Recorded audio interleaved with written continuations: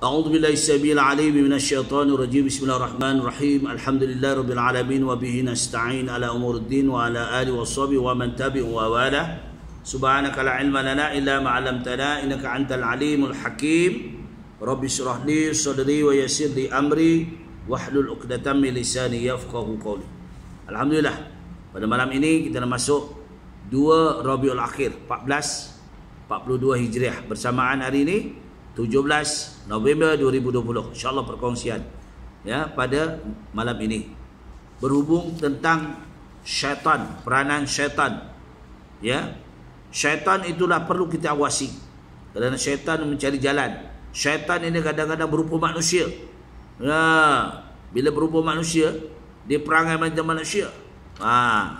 Ini syaitan, tapi jiwanya diusik oleh syaitan. Pelaksanaannya diusik oleh syaitan.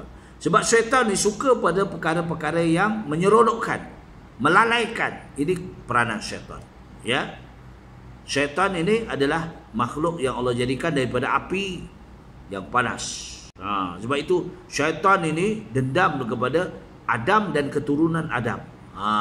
Ingat tak kisah Adam dijadikan supaya sujud patuh dengan Adam AS, kerana Adam itu dilantik sebagai pentadbir bumi.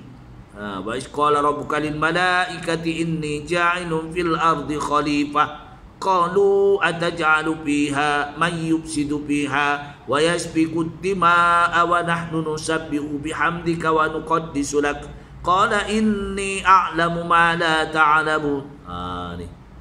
Kami telah jadikan Adam itu sebagai khalifah yang pertama untuk mentadbir bumi ini.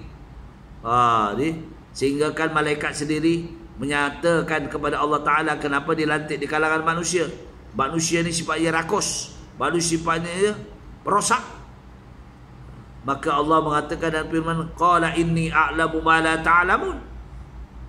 Kami yang cipta kamu, kami yang menjadikan, kami tahulah. Jangan disoalkan. Baik, hanya kita nak kongsikan pada ini, awasi musuh yang nyata. Yang nyata, tapi tidak nyata pada mata panca indera kita. Apa dia?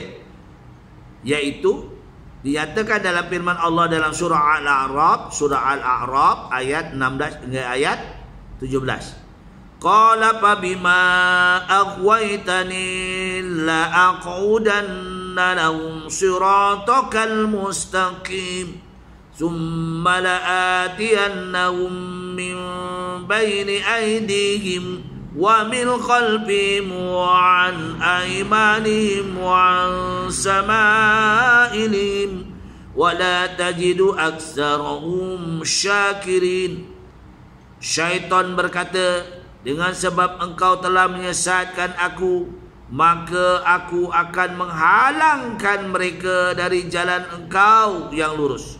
Kemudian aku akan mendatangi mereka dari hadapan, dari belakang, dari kanan, dari kiri, dan tidak akan dapat kebanyakan mereka adalah yang bersyukur.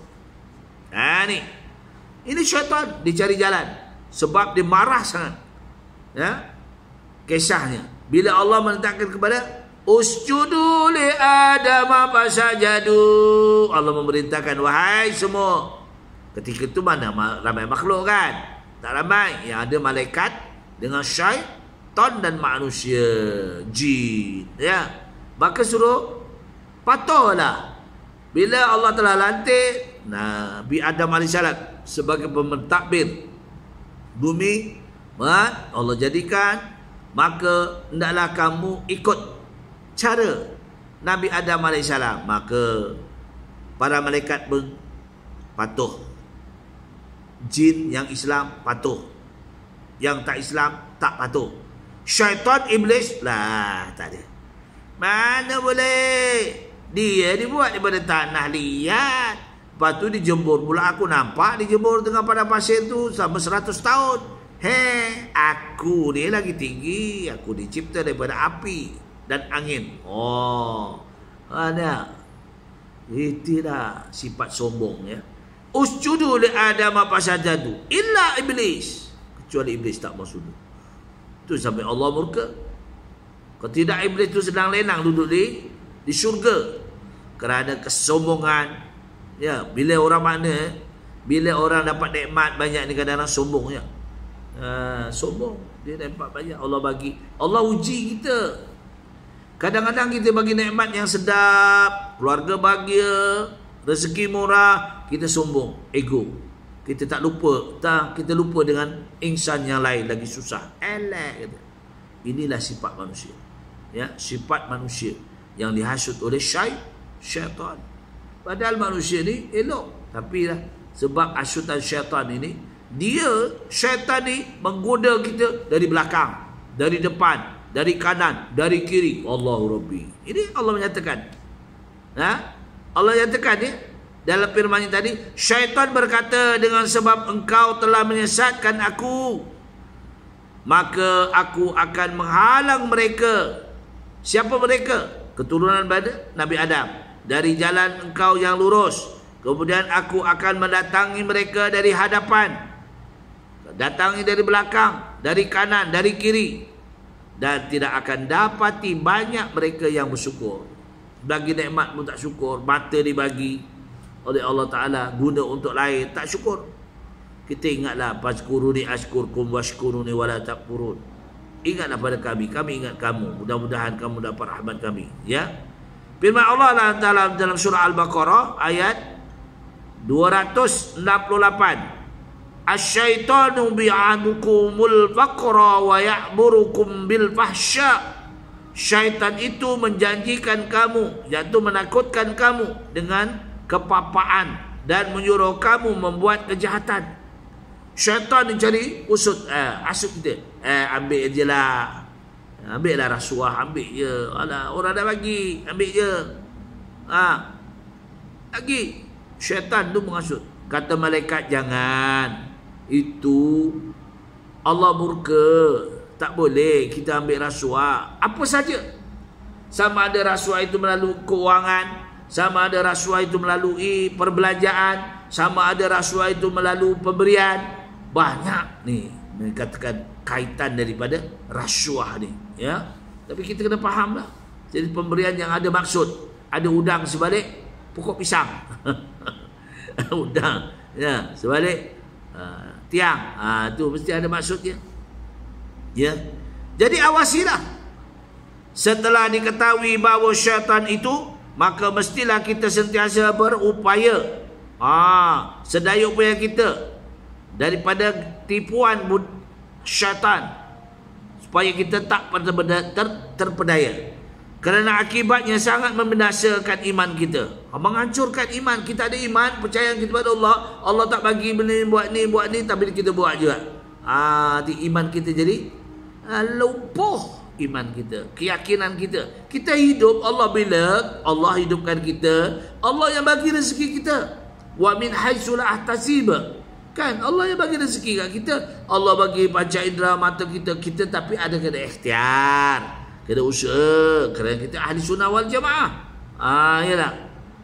Jadi awasilah, jangan kita terpengaruh. Kadang-kadang syaitan itu berupa manusia, kawan kita ke, ajak benda-benda yang tidak memberi manfaat. Ya tak?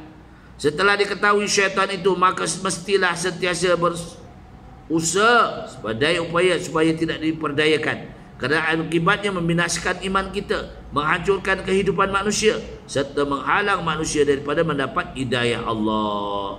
Allah menyatakan dalam firman-Nya, di antaranya dalam surah An-Nur ayat 21, ya ayyuhallazina amanu la tattabi'u khutuwatis syaitan wa man yattabi' khutuwatis syaitan fa innahu ya'muru bil fahsya'i wal munkar. Wahai orang-orang yang beriman, janganlah kamu ikut langkah-langkah syaitan. Sesiapa yang mengikut langkah-langkah mereka, maka sesungguhnya syaitan itu menyuruh kamu berbuat perkara yang keji dan mungkar. Ni firman Allah dalam surah Al-Baqarah lagi, dalam ayat 168 dan 89. Wala tattabi'u khutuwatis syaitan innahu lakum aduwwum mubin. Innama ya'murukum bis-su'i wal fahsya' wa an taqulu 'ala Allahi ma la ta'lamun. Jangan kamu turut langkah-langkah syaitan, kerana sesungguhnya ia menjadi seteru yang amat terang bagi kamu.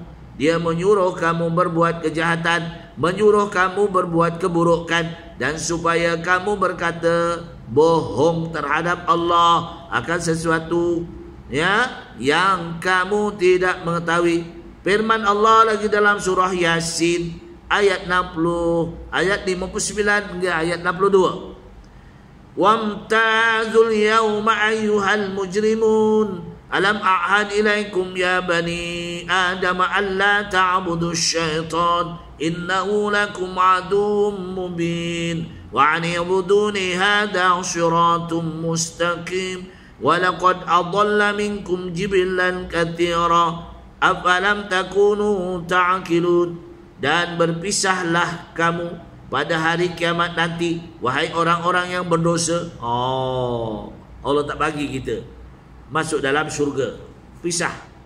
Bukankah aku telah berperintahkan kamu wahai anak Adam supaya jangan kamu sembah syaitan, yakni bertuankan kepada syaitan. Sesungguhnya ia menjadi musuh yang jelas nyata kepada kamu, dan hendaklah kamu menyembah aku, kata Allah.